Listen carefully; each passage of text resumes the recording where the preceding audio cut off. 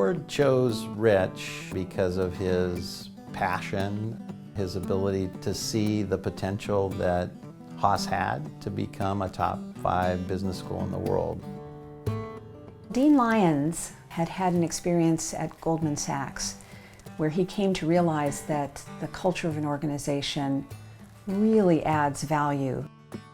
Margot Alexander had said to me, yes, you're our dean, but you're also the chief purpose officer. You need to continue to instill a larger sense of purpose in the people around you. Rich came up with the idea of the defining principles. When Rich rolled that out as a concept to both the board and the faculty, it was the most universally accepted idea I've ever seen. It was unique, it was inspirational, it was differentiated.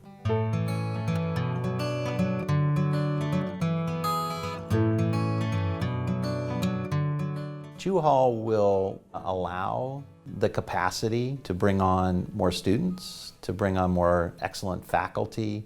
We needed space that mapped into the way the work of a business school has changed. Rich may have been one of the few people in the universe who could have pulled this off. To roll up 9 of the top 10 largest gifts of all time. At the kind of grand vision level, it's about recombining Berkeley. The programs that Rich has really spearheaded, MET, which is the combination of engineering and business training, it's a game changer. We want to launch something very, very similar in the life sciences. If we mash up in this geography those scientific units with this business school, it really is going to be unbeatable. I think Dean Lyons will be best remembered for the wonderful building that he has given us, for the defining principles, and of course for his guitar playing. Bare necessities, the simple bare necessities. Forget about your worries and your strife.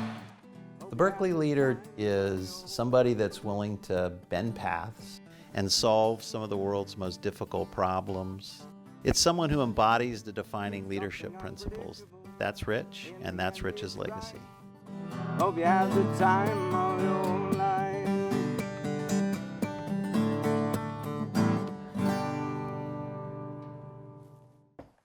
So, your farewell tour, huh? It is.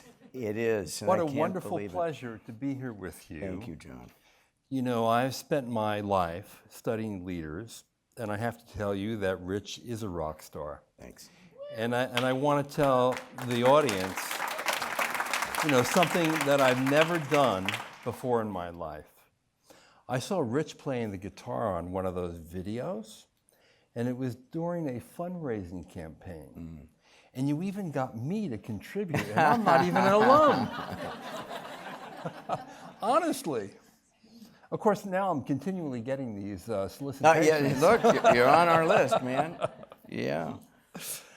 You know, I think the video and the introduction covered very well the fundamental contributions that you've made to the school in the 11 years that you've been dean, and that's not even including the time you were acting dean before you left for Goldman Sachs. But to me, you know, your legacy will mostly be tied up in those 4 defining principles. Because in many ways, I think that they define a very different kind of MBA, almost its own category of some kind. So tell me if you think, in fact, that has occurred, and how instilled is it in the culture of the school and in the mission of the school? Mm-hmm. Well, thanks for the comments leading into the question, and it's an important question for all of us. You know, in the world of culture, it's a dynamic thing. It's an ecology. It's got to evolve. So, you know, the idea that we've achieved it, that we're there, that it's done, it could never say fully yes to that, I think. At the same time, our intention was, let me go back just a little bit further. We started with, I think, a very traditional phrase, talking about core values, right? Right. But I think there are a lot of core values that are very, very important to all of us that you could say about a lot of places. And we actually wanted them to be separating competitively. It wasn't just a competitive exercise, but we wanted at the end of the day to have something that was separating, that had some meaning, that hopefully defined something of a new category. And so that allowed us to write down 4 things that we felt, all, especially together as an ensemble, but each of them individually, we could, say, here's a principal, here's 5 other schools. It's kind of like, yeah, that's a good thing relative to those schools. But we did it more because we were codifying what Berkeley has been about forever, right? Nobody looked at Question the Status Quo and thought, wow, where'd you come up with that? That is just blindingly new. True. Or beyond yourself. We are a public university business school competing almost exclusively with wonderful private universities. So the service to something larger really is in the DNA of the place, and a lot of our faculty and staff and students are here because being public means something to them. So anyways, I think we can't be complacent. We have to be thinking about what the next level is, but it feels like there's a lot of momentum. There's still more headroom. What really makes these different, and this is really true, you can go to the website of any business school in the world and you'll see defining characteristics of one kind or another. In many cases, they're commoditized. They're not like yours. But I think the more important thing is your attempt to measure them and to measure the progress of the institution against them at every level of the school, whether it's admissions, or whether it's in the programming, or whether it's in the career outcomes. Talk a little bit about putting those metrics in to make sure that these are not merely empty words on a website. Oh, thanks. It's when the content of the culture always matters, but in some ways the content is like the front end 20%. The next 80% is about execution. I mean, and not just are you walking the walk, but have you driven it through your business processes? We actually went through a list of every business process we could think of that the business school engaged in. Lots of admissions processes and staff hiring processes and faculty onboarding processes and all of that. And we thought, this was back in 2010 when we really codified and implemented them. And so because we were so systematic about driving them into those institutional processes, I think we had the measurement mindset from the get-go. And so to get to your question, I think, for example, with our alumni relations, Tenny and her team, we were putting out surveys very early on. It's sort of like, all right, these were alums that graduated 10 years before we ever started talking about these in this way. Do they know about it, right? So that's not always easy, right? I mean, today you couldn't find a student who's currently at the school, because we use them so intensively for admissions, who hasn't heard about them. But as we started getting 50, 60, 70% of alums that were here 20, 30, 40 years ago saying, yeah, I know about them. But that's just awareness. Then you start asking, all right, how do you go beyond awareness in your metrics? And it's not just about alumni awareness. Obviously, it goes beyond that. But some of the metrics that I think I shared a couple of you, if you thought about, for example, how much are recruiters saying it's a big part of why I'm here? I think we still have work to do in this area, but we're getting very systematic about recruiters. Here's our promise. Here's what we're offering. Tell us if you're finding it, right? And that sort of thing. In admissions, we are asking students, if you had to pick one reason why you chose Haas over these 2 or 3 other great schools you got into, and we'll only give you one. The third most often cited thing was Silicon Valley, our location. The second most often cited thing was reputation and brand. And the first most cited thing was 3 times as many answers as the 2 that I just mentioned, was culture defining principles. Wow. So, it's driving decisions at the margin, and we felt like that's something we can talk to all of our constituents, even those that are not as fully on board, and say it's producing results. Now, being dean is a little like trying to herd cats, particularly when it comes to the faculty. So how did you get the faculty naturally skeptical of anything and taught and trained to find the flaws in everything? How did you get them on board? Thank you very much for coming tonight. I appreciate it. So this is a really important question, because this was not a culture for a program. It was not a culture for a constituency. It was a culture for an institution. And if that's your ambition, right, your aspiration, then you got to drive it through everything. So that was the hardest clientele that we had, if I can use that phrase, right? The students got it immediately, right? It worked really well among students. Our alumni got it immediately. It's been around forever. Our staff, we were a little slow to sort of say, here's the behaviors we're talking about, and here's how it maps into performance evaluation and things that, you know, any staff member would want to hear, right? The big shiny object isn't enough if you're talking about writing a performance evaluation for me tomorrow. You got to fill in a little bit more. And it took us a while to do that work. But with the faculty, so we have, like any business school, we have a set of what we call professional faculty. They are lecturers and adjuncts. These are people with lots of industry experience. None of them found this all that surprising, right? And most of them jumped in very, very quickly and were super supportive. So it's really not just the faculty, it's the research faculty, or what we call our ladder faculty, our tenure line faculty. And for them, you know, the way we sold them, we forced them to vote on this, first of all. You know, one of the things I'd seen in the past was if you kind of just put something out there and you haven't had a faculty vote you can point to, it's very useful to have a faculty vote. So I bet. So we put it to the faculty, and for a lot of them, it was sort of like, this isn't my cup of tea, but I can see why this might be valuable. Anyways, the way we got them to buy into this is we essentially said, we did not say, you, faculty member John Byrne, when I write your performance evaluation to the provost, okay, there's going to be a paragraph on confidence without attitude. We did not say that.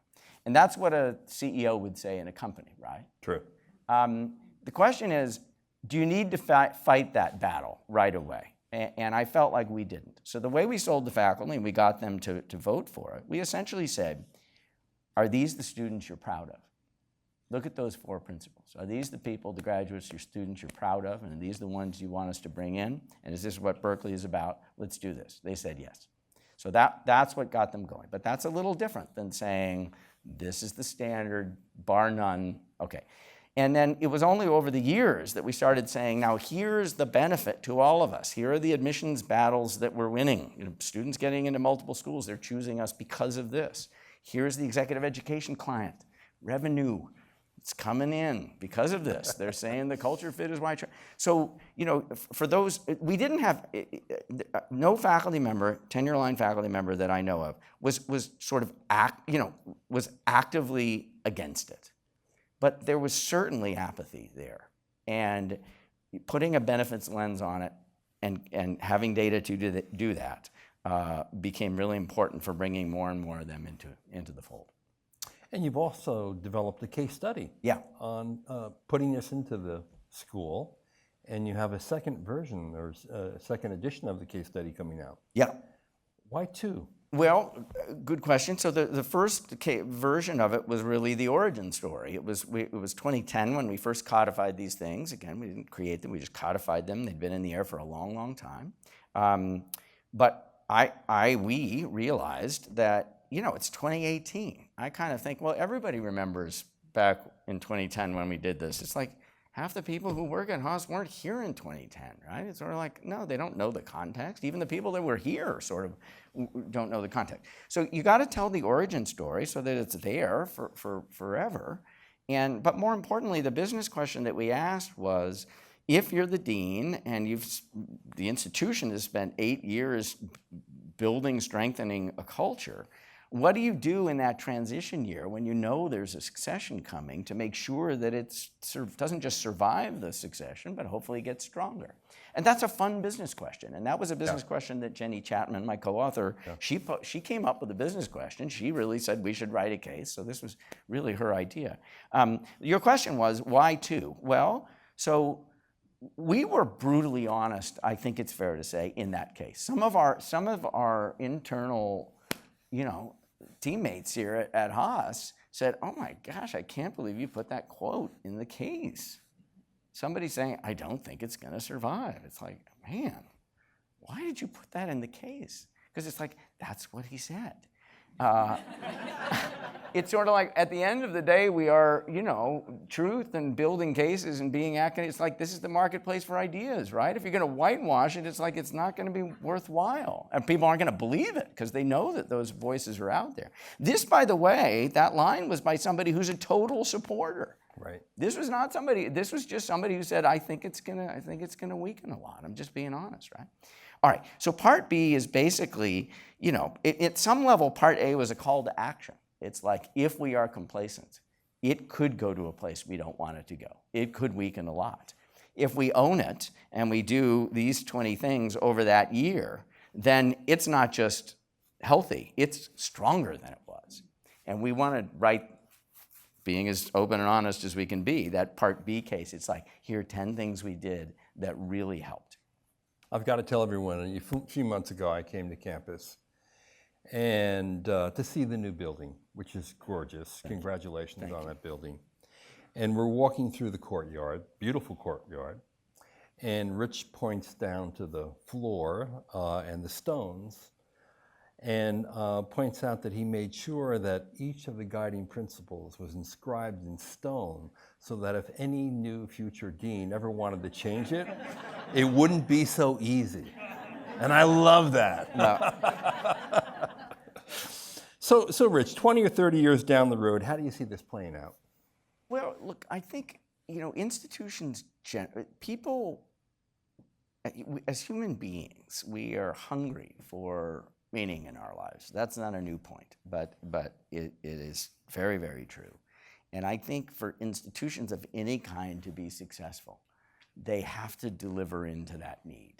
You have to, so I've got a 17-year-old going to college, and he doesn't ask the question quite this way, but it's kind of the way I think about the question he needs to ask. And the question is, whatever, I'll just call this University X. It's sort of like, why should I tie my life to what University X represents? That's kind of, it's not just where do I want to go get my MBA. It's like, I'm going to be wearing this uniform my whole life.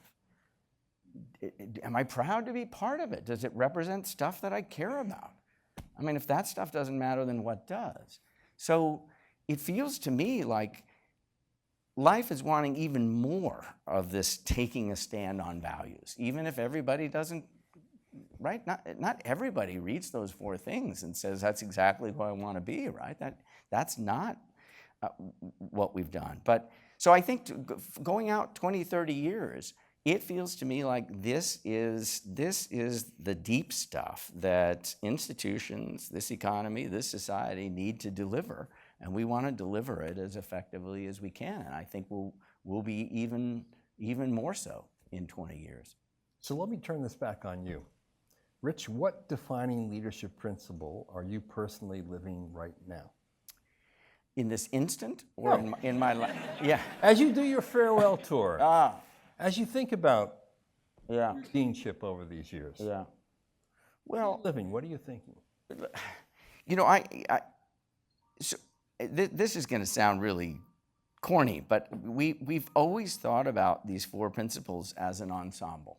And every time I carve them one away and I start talking about it, I feel like it's the combination where the special sauce is.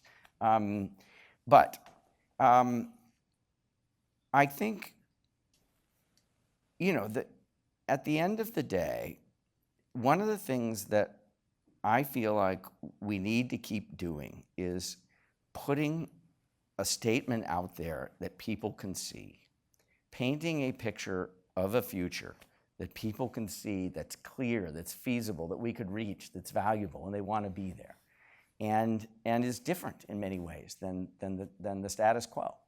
So I'm not sure I expected myself to answer it this way, but if there's one thing that leaders do, they choose directions. They don't do it by themselves, but they help point to directions, right? You've heard the old phrase, right? Managers do things right.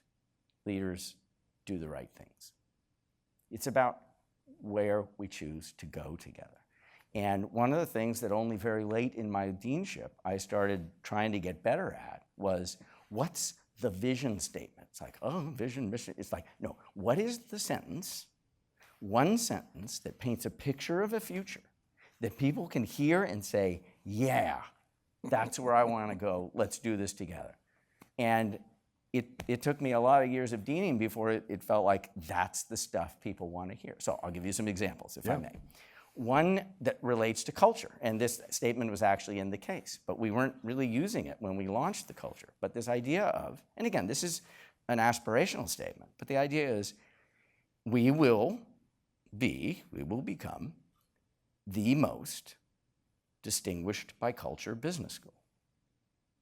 Sort of like, that would be a good thing to become. It's valuable. Feels like it's doable. We feel like we're pretty far down the road. Nobody's ever said that before. The other one that we're talking about is, given this geography we're in, given Berkeley's just immense strength in STEM fields and engineering, et cetera, is we will be the preeminent institution for the pairing of science and business. It's just sort of like, yeah, we could do that. So those are the kinds of status quos that I'm finding I want to do even more of that now than I guess I thought I was doing 5 years ago. What makes leading a business school different from leading a business?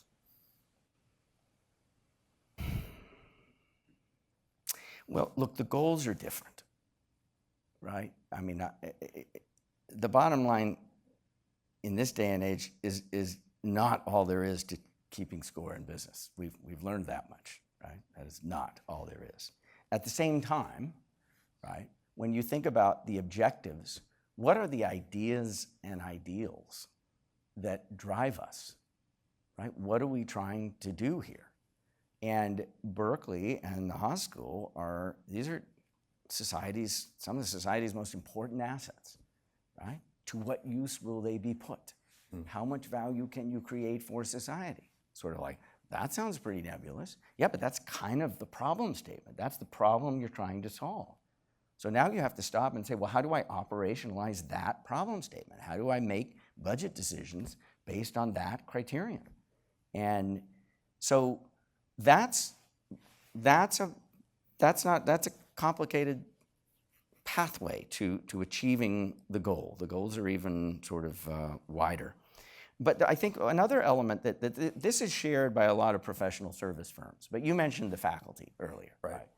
And I think we have some faculty members in the room, but I'm still on the faculty.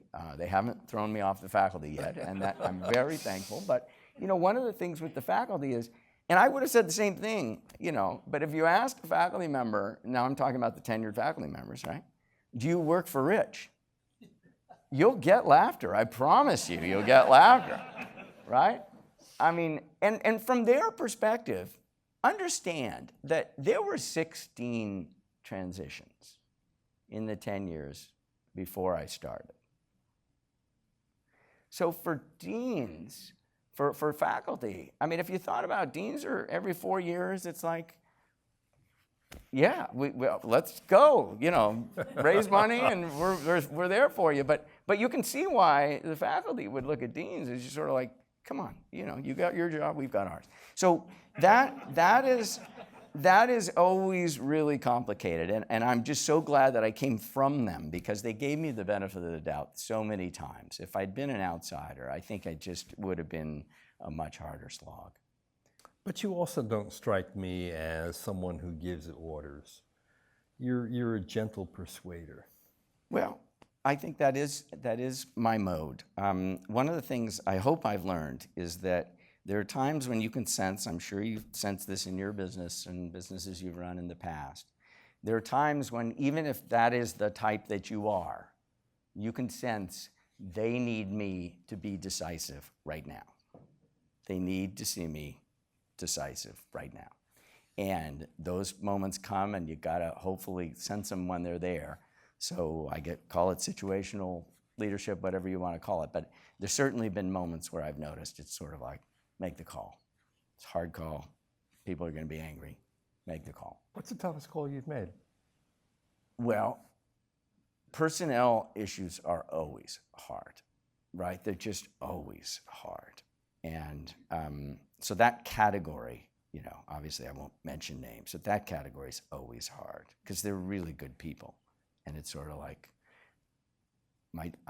this is my job, and I have to do this.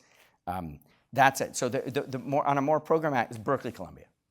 Shutting down Berkeley Columbia was really hard. And that was a brilliant move, decoupling from Columbia. Well, thanks for and saying doing that. a standalone executive MBA. I thought that was a really good move. Well, thank you for saying Okay. that. I mean, look, you've seen the industry. So we had run Berkeley Columbia very successfully, right, for 10 years, 70 students a year. So Right. 700 alums of that program hated my guts. And anybody Temporarily. the development alumni relations team knitted together the alumni networks from, you know, the Berkeley Columbia EMBA to our new EMBA. They do not feel like they're from different programs, but that took a lot of work. But the moment the word came down, it was like nobody could see that future, neither could we, and it was just so hard. But some of the hardest ones are some of the most valuable. Sure. And Rich, you've changed the school in many meaningful ways. How has the school changed you? Are there 3 things that you could point to that say, you know, I'm a different person because of the school and the job that I've done? Well, I think I appreciate how much other people do a lot more. I mean, when I think of how much work gets done every day, right? And you know, I'm coming from a faculty, you know, faculty take a lot for granted. We're really good at what we do as faculty, but you take a lot for granted. And then when you get in a role like this and you see, oh my gosh, I mean, it's just immense how much earth is getting moved by people. So that is a sensibility that I didn't have before. Not very as well developed as it needed to be. I think another thing that it changed is, I used this word once before earlier when we talked about culture, but you know, enterprises are ecologies. They're incredibly complex organisms. And you know, I'm not saying I understand Berkeley Haas perfectly or Berkeley perfectly, but having some sensibility for what the whole of the enterprise looks and feels like, and how to move it and how it's moving on its own without you, and that was a sensibility that changed me, and I came to greatly appreciate it. And then I think the third was coming from weakness, in the sense that I went to a high school. I grew up in the South Bay. I grew up in a family of very traditional parents. My mom was a stewardess, what they called them at the time. She had to step down from her job when she married my father. 2 older brothers, one who's here tonight. High school, there were 2 African Americans in my high school graduating class. The importance of diversity, of sort of being open and welcoming and taking advantage of all the talent that you can. That was, I did not appreciate that when I started, and I think I know I appreciate it a lot more now. It's a really important part of where things are going. Now, Rich, if I were to ask your wife, who's sitting in the front row here, how the job has changed you, what do you think she would say?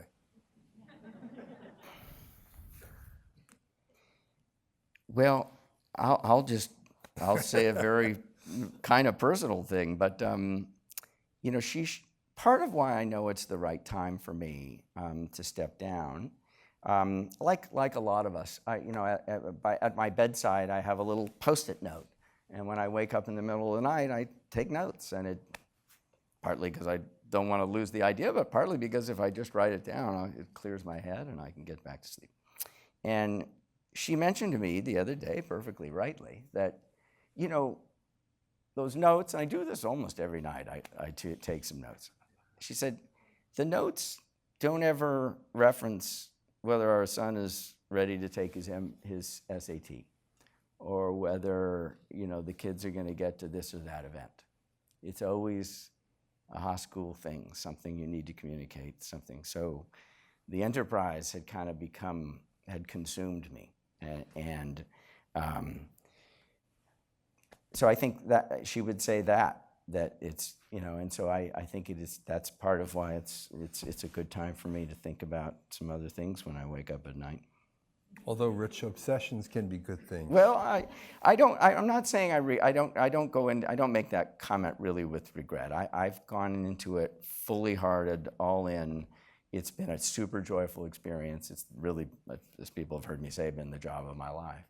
But you also realize that there are things that, there are a lot of other things that you need to pay attention to. Yeah. Now, we're going to leave a little time for questions from the audience, but I want to ask Rich just one last question before we open it up. How do you see management education changing, and how do you see your role in it in the future? Well, thanks for asking that question. I'm going to start my answer to this with a hypothesis. And the hypothesis is no one has had more impact on management education than you have. No.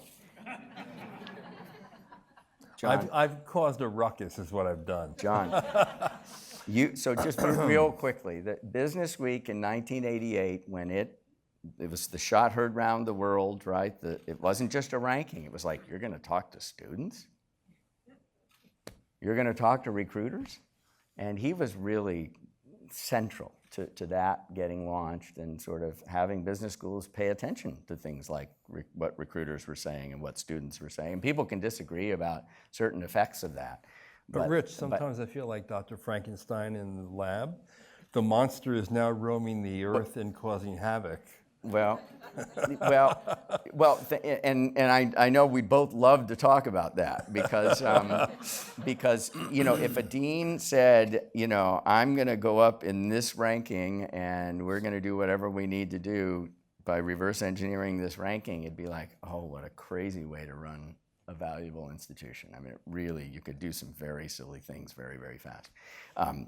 But then with poets and quants, anyways, we'll go on. I won't pressure you. But I think 1988 was a few years ago, and you've been influencing a lot of deans and a lot of schools ever since. So the question is, where is it going? I think. Well, look, it's when we talk about what managers do or what leaders do, it's getting wider and wider angle, right? It's touching on civic sector responsibilities. It's touching more and more on public sector interactions and policy. It's the idea that a manager, a CEO 40 years ago, a CEO of Coke, if asked by a journalist, could have said that, what's your water footprint? Well, I've got N factories and the pipes that go in are this large and you do the multiplication, that's my water footprint. And 40 years ago, if the journalist had said, but, what about the sugar cane? The CEO could have said, that's not my responsibility. You could never say that today. But that's a good thing. That's an evolution of capitalism. That's not just an evolution of management, right?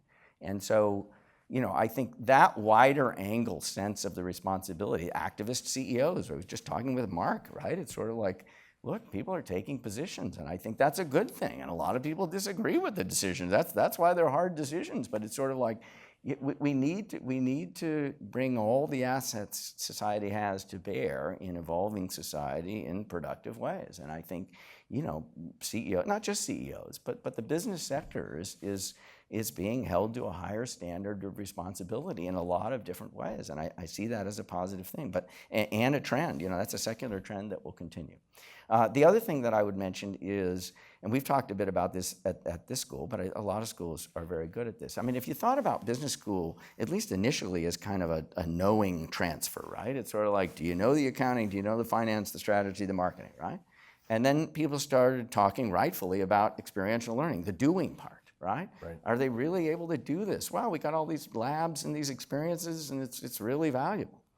At the top level, it's really about identity making. Some people call it the being part, knowing, doing, being, but I like to think of it as identity making. When we're at our best as educators, we are in the identity shaping and making business. So when a student comes to me or anybody and says, when I started the program, take an example, starting a company, they do that. Other people do that. Now I do that. I get it. I might not choose to do it out of school, but I get this. It's like, what's that worth? Yeah. What is that worth? And so that kind of identity change, that's pay dirt in management education. And we do it to varying degrees for different students, but it's sort of like, if we call it out and sort of talk, that's the transformation we're shooting for, and here's the way we're gonna produce this transformation. Oh yeah, and you're gonna learn some finance and strategy, but let's get the deliverable up here. That's a real good thing. I think that's where it's going. It's almost like the traditional disciplines of finance and accounting and marketing and strategy are table stakes now. Good way to say it. Yeah.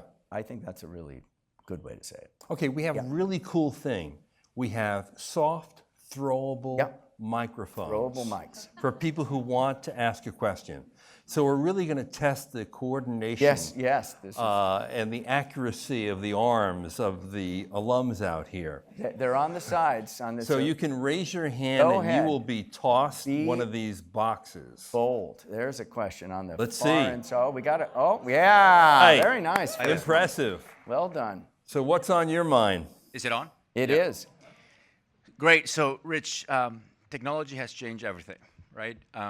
When I was a kid, when I was 12, if I wanted to buy music, I would go to Tower Records, movies to the movie theaters, blockbusters. I have a 12-year-old now, and I don't think he's going to learn how to drive. Will he apply to the Berkeley MBA? I hope so. Will he be able to? How would it be by the time?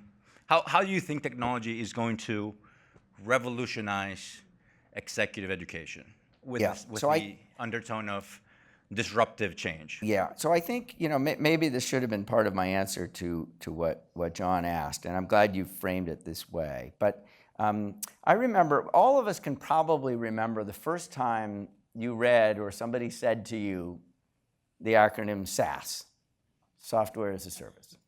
It's like, what is this? Well, you don't buy it in a box anymore. Okay, you buy it by the minute. The job is sort of, oh yeah, that's interesting. And it's sort of like total transformation in the industry, right?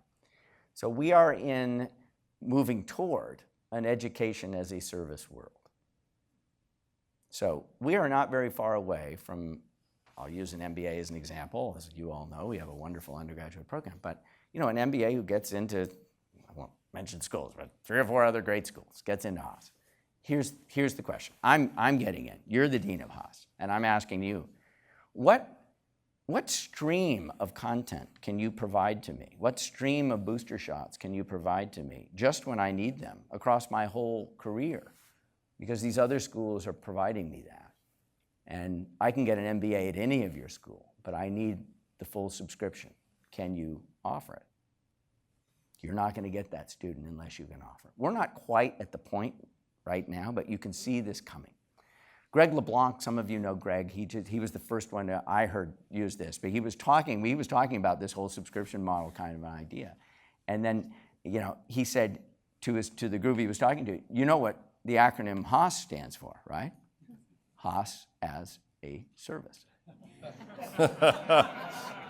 So in any event, I think that, right, the technology it will become almost non-discretionary, that we can deliver, and not just, we have exec ed too. No. I want to be able to download Dave Ocker talking about this with his best 7 minutes of stuff when I need to do this project, right? I need that kind of navigable content. And so that's coming in a big way. And I think that's going to be a very exciting world. So, it's not like some schools are going to do some online stuff and some schools aren't. No. We're all going to get pulled into this in different ways, but you got to be able to deliver that, and you got to be able to deliver it globally, right? So that's the first answer. Thanks. Anyone else? Sure, right here. Made it. Good catch. I'm curious, Dean Lyons, maybe if you could talk about the evolution of the curriculum over the next period. Are there any gaps that you see in the program? Somewhat rhetorical. There's one I'd be curious about, but would love to hear open-ended first. Yeah, sure. So, it's true at Berkeley generally. Berkeley never creates new divisions, right? You got departments and schools and colleges, but divisions is like a big chunk of Berkeley. And the only division, I've been back here on the faculty since '93. I was an undergrad here, but the only division I've seen created is the new division of data sciences. And, how we use data, how we become better empiricists in this world, right? Are we evidence-based or aren't we? These are like fundamental concepts, right? And there are lots of jobs that are opening up in this area. One of my favorite, very quick stories, one of our undergrads graduated, and he was so thrilled he was graduating. He was telling me the story. He was just so interested in analytics. He was an undergrad. He was a Haas major. And he said, I went to the Cal basketball team, and I said, for free, I'll do a bunch of analytics work. He just loved sports, and he wanted to do basketball, and right? And they said, and they brought him on, and he learned a bunch of stuff, and he just loved it, and he's graduating, right? He sends me an email 2 years ago or so. He'd been out for about a year and a half. He said, I just got the job as like the chief data analyst for the Lakers. So it's like he created his perfect job, and it was right at the interface. So anyways, the analytics is not a fad. It's a very real thing, and there's still so much more growth there. We're doing a lot more than we used to, but we still have a lot more to do. I think that's one very important area. I still think we have more work to do around so-called experiential learning, right? It's sort of like we've got this, one of our favorite courses, Clean Tech to Market. We send MBAs together with PhD students in chemistry and engineering and life science, and they go up to Lawrence Berkeley Lab and they work on the commercialization of the basic energy science that's coming out of the lab. It's like, can't buy that anywhere else. It's just an amazing experience. We need even more of that. And then the last thing I would mention is there's a set of we all do leadership better than we used to do, but leadership is a fuzzy thing for people, right? I stand up here and say, managers do things right, leaders do the right things. Yeah, great quote, but it's sort of like, no, how do you deliver this? We're not kidding around here. We got to shape people. At what point do you sort of start doing things that are leaderly? You have to take a stand on that. And so we've been trying to think about, what do leadership labs look like? If you could put people through, like a boot camp on leadership, what would that look like? So anyways, there's still a lot more of real kind of applied leadership, right? You asked me what's one of the hardest things. I'll give you an example, right? It's sort of like the first time you have to let somebody go, there really shouldn't be another human being. It shouldn't be a real situation. You should practice that 10 times with a coach and mentor watching you do it, saying, you really didn't look very earnest. You weren't making eye contact. It's like, I would not have felt very good to be on the other side of that, right? You could, if you did that 10 times in business school and another 10 things 10 times, I'm not saying that's all there is to leadership, but you could see how much better off you'd be. But I'll ask real quick, what's your view? What's missing? So the one function that I've always found surprising to be missing is I sort of come out in the workforce in the B2B side. It's the most expensive function, and it's sort of the key driver of success, especially if you're an entrepreneur in B2B. It's the sales function. Sales, yeah. And I don't see it in most business school curriculum. And I'm just curious for your point of view. I in many ways, I agree with that. If I spend most of my day selling, absolutely true. And I love it because I'm selling stuff I really like. I'm selling ideas, I'm pitching, that's what I'm doing. Or I'm, trying to get somebody on campus to do something that lines up with what we want to do. So, for the faculty, for the academy, if you talk about influence or selling ideas, you can move mountains. When you just say we need new sales courses, it's hard to get the faculty to move. So there's a way to frame this, I think, to get it moving more in that direction. But you can't lead without selling. All right. So if you start to link it to the topmost mission statement type stuff, then I think you create a more fertile environment for getting more of it in there. Next question. Right in the front row. Oh, we got a long toss. We got light fixtures, and Whoa. All right. Very impressive. Is very nicely done. I think over the years that I was in my evening weekend MBA, you prepared me to be a better professional, a better family member. But I realized after coming out and with everything that we've seen on the national political stage, and comparing myself to everyone else around me that didn't come out of Berkeley, I found that Berkeley gave me the framework to be comfortable in this time of uncertainty and to be able to take a stand, but also be able to say that I'm wrong and understand the diverse perspectives of everyone else. Was that your intention? And with everything you've taught us to be, better MBAs, better business people, better people, was that your intention? And is that part of what the Berkeley MBA, in your view, stands for? Well, that is a wonderful realization. I think, so much of what Berkeley represents, right, existed long before you or I ever got there. I mean, when I hear you say that, I think that's Berkeley's DNA.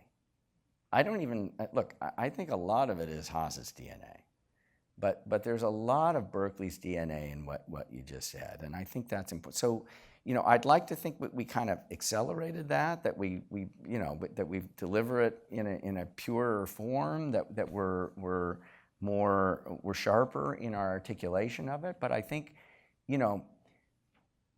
Berkeley, when people ask me, can you sum up Berkeley in like one idea, which you never could, but I always say the same thing. It's the kind of place that grabs you by the coat of the shirt and says, you have more degrees of freedom to live your life than you realize. Now go use them. And that sort of, ability to play across lots of different types of ideas and lots of different types of people and dial up and down the socioeconomic ladder and not feel uncomfortable.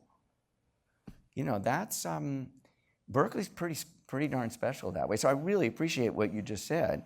And I think it is part of the intentionality of what Berkeley is and what those principles are. But those principles predated all of us. They really did. I mean, I'm going to tell the story again. I know a bunch of you have heard it. But when we first put those principles out in that articulated form in 2010, I got a letter from one of our alums. His name's Paul McKnight. It was handwritten, and it said, I just saw the 4 principles in the alumni magazine, wrote them out one by one, question the status quo, confidence, that attitude, etc. And then he wrote, question the status quo, we had that in spades when I was a student, and it's still there. It's just so important to Berkeley. And he wrote, confidence without attitude, that's the most important one in my mind on the whole list, and we had that in spades too when I was there. And he congratulated us for taking a stand on values, signed it, Paul McKnight, BS, Bachelor of Science, 1950. 60 years prior. It was like yesterday to him. That's what those principles felt like to me, and I think to a lot of other people that were there long before you and I were even. So thanks for saying that. That doesn't mean Berkeley gets everything right? Berkeley stumbled around free speech a year ago. Our apps went down because of it a little bit. Not a lot, but a little bit. International apps to Berkeley are a little less likely to say, that's the place for me. We now have a terrifically strong chancellor who is taking a strong stand on free speech. And that's a good thing, because that's really important for Berkeley. At the same time, she understands that it's just saying we're all about free speech. I mean, the flip side is, are you all about hate? Because that is hateful. So that is not an easy thing to say we are taking a stand, because it is perfectly legitimate for people to say some of what you're allowing to propagate is about hate. So anyways, thanks for your comment. But I think at this moment, what you just said is so fundamental, we can all get better at it. I tweeted the other day, it just kind of popped into my head, and when was the last time you changed your mind about something big? Capital punishment, immigration. We're all pretty dug in. And that's a helpful question to be able to ask. Anyways, we have time for one more question. Someone has the cue. Flip it right up, flip it out. Do you see the principles as static, that they don't change, and is that success? Or do you see that principles as dynamic, that adapts to the changing conditions? Good question. It's absolutely got to be the latter, right? I mean, cultures will ossify so quickly, and when they do, and when the external environment evolves, they don't fit the work you need to do anymore, right? And there are lots of examples of that. At the same time, you know, there's dynamism can come in so many different dimensions. So at least in my view, if the next dean came in and said, we have so much headroom in working with recruiters. Too many recruiters are coming in here and they kind of haven't thought deeply about this stuff, or they haven't framed the promise of the school through this lens, or whatever it is. It's like, we're going to drive it into the recruiter relationship in a way we've never thought about before. We're going to drive it into other stuff, right? In the way, like in the classroom. We're putting it, which we are now, we're putting it in the teaching evaluations. Yeah, that gets attention in a hurry, right? So there's all kinds of things you could go for, and you could change. You could sort of say, all right, we've inflected confidence without attitude too much this way. We need to really reemphasize that this is a business school. We are strivers. We are not dialing down drive one little bit, right? We put the word confidence out there for a reason, right? So that, much room for that. But if the next dean comes in and says, okay, we're going to swap these two of the four for these two things, right? It's sort of like, that's not just denying what we've been doing the last 8 years, that's denying what Berkeley's about. I mean, the chancellor at her investiture ceremony, when she was handed the staff by Janet Napolitano, and George Kiefer, the chair of the Board of Regents, spoke. It was that kind of an event in Haas Pavilion. In her 7 minutes of remarks, she mentioned our Haas-defining principles and read them out. And she said, and then she related it to how students can better live their lives. That's a statement about Berkeley. And so, you know, I think let's take the frame we're in and all the degrees of freedom that it allows us to run with, and let's run with those degrees of freedom and make it super dynamic. That's kind of where I come down on that. So, you know, no Haas event would be complete without a song from Dean Lyons. Are you going to force me to do this, John? Rich, Yeah, Rich, would you indulge us tonight? Look, every time I have a captive audience, I take advantage of it. So, so thank you for that. I would be happy to. I would be happy to.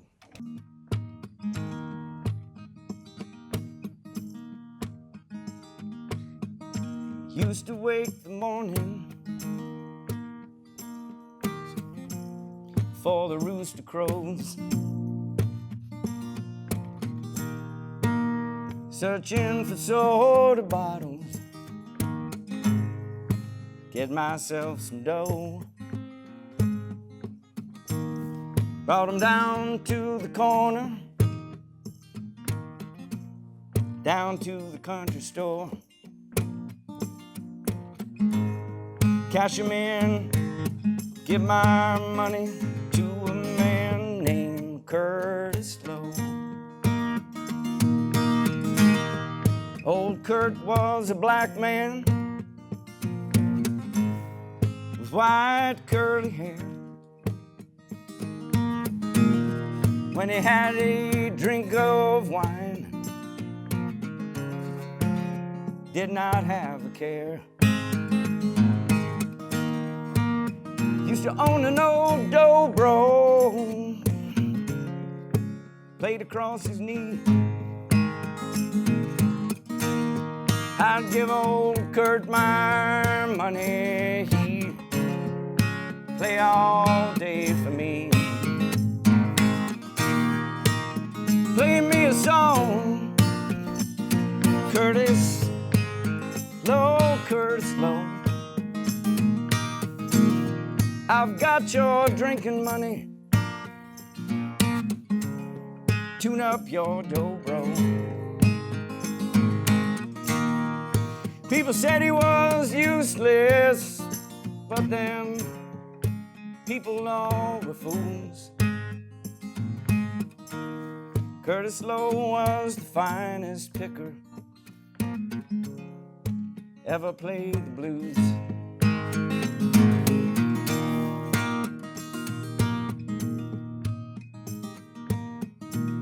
He looked to be 60. Maybe I was 10. Mama used to whoop me, but I'd go see him again. Clap my hands, stomp my feet, try and stay in time. He'd play me a song or two, then take another drink of wine. Playing me a song, Curtis Lowe, Curtis Lowe. I've got your drinking money, tune up your dobro. People said he was useless, but them people are fools. Curtis Lowe was the finest picker ever played the blues.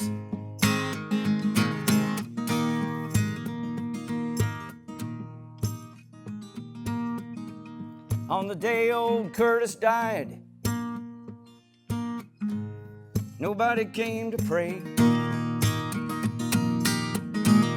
Old preacher said some words and they chucked him in the clay. He lived a lifetime playing the black man's blues. On the day old Curtis died, that's all he had to lose. Play me a song, Curtis Lowe, Curtis Lowe.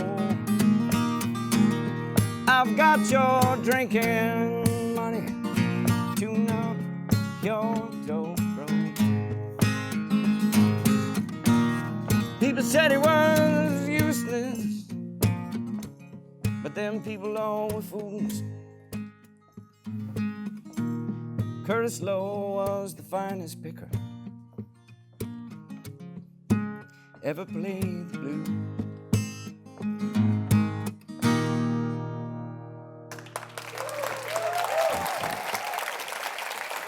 Thank you. Thank you.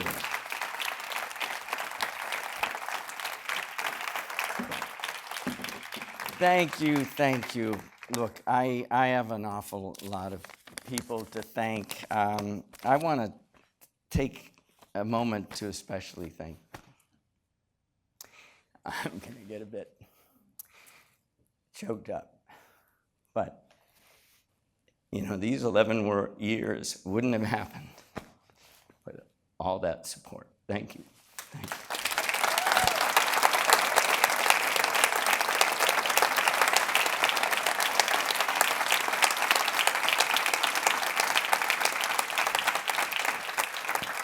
So we have, together as a community, got a lot done in these years, in the years of the deans who preceded me, who set up so much of what we've been benefiting from in these years.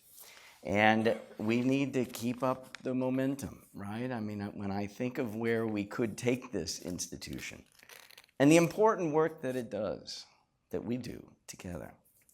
You know, people ask me, where does your confidence in the future come from? And my confidence in the future comes in a big way from the institutions that will outlive me and will outlive all of us, that are doing the work that we believe in, that are doing work based on values that we care about, that we want propagated, that are going to be important for the future in our judgment. And we can disagree on that, but Berkeley is one of those institutions for me, and it always will be. And that's part of why I am so committed to it, as are you. So, you know, we put that sentence in the case about, I'm not sure it's going to survive, because we want we do need to own the culture, right? There's a difference between owning a culture and just being aligned with it or even being a culture carrier. It's sort of like, no, I own this. If I see signs that it's dissipating, I'm going to jump in and try and keep it strong. And I think if we all feel that strongly about what was here before we started this exercise and what we want to be here in the future, because it's important to the institution, we will take on that ownership mantle. But I think it's absolutely fundamental. One of the things that we can do together to set the next dean up for success, we are all invested in the next dean's success. Let's make this next dean successful. And one of the things that you can help to do that is making an investment at whatever level works for you in a fund that we're calling the Faculty Leadership Fund.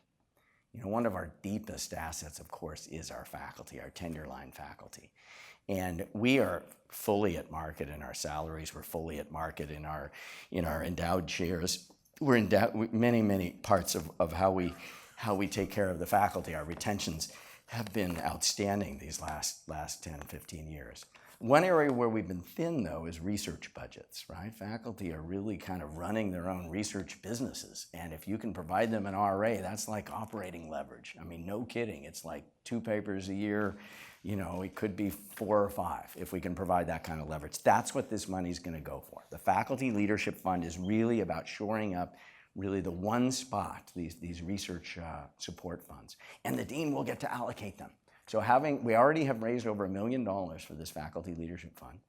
And the next dean's going to get to allocate it. It's like dry powder, right? It's like, and it's kind of like speaking the language of the faculty, which is a very good language to speak when you come in as a new dean. So I would ask you to think about making an investment in that fund, because I think it's an important part of it. And of course, the things that you're already doing, right?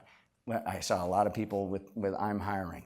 We got to keep providing opportunities with one another. And it's not just because we share an institutional affiliation. It's because we share values. And that's a lot easier and a lot better way to be hiring people that you know, because you know that you share something deep. The participation in local chapter events, fundamental. You're doing a ton of that. Connect to alumni or prospective students in your company or industry doing that.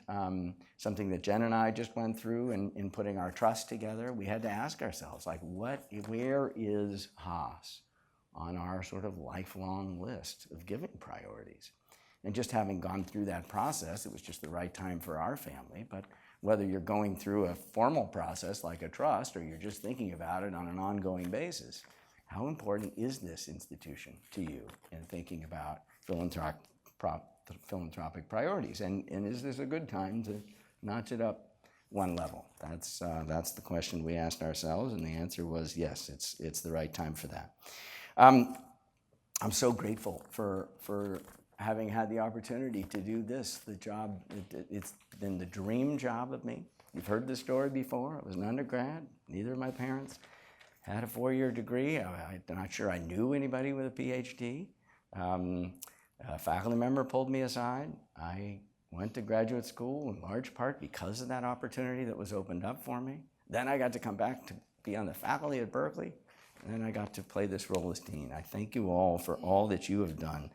And we are in this together, and I'm going back to the faculty. As I mentioned, I get a sabbatical year, and then I plan to teach 285.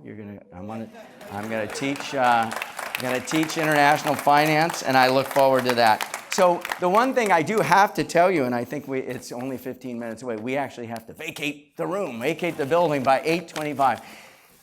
Thank you for not just coming tonight, but for being in this remarkable institution together. Go Bears. Thanks. Thank you.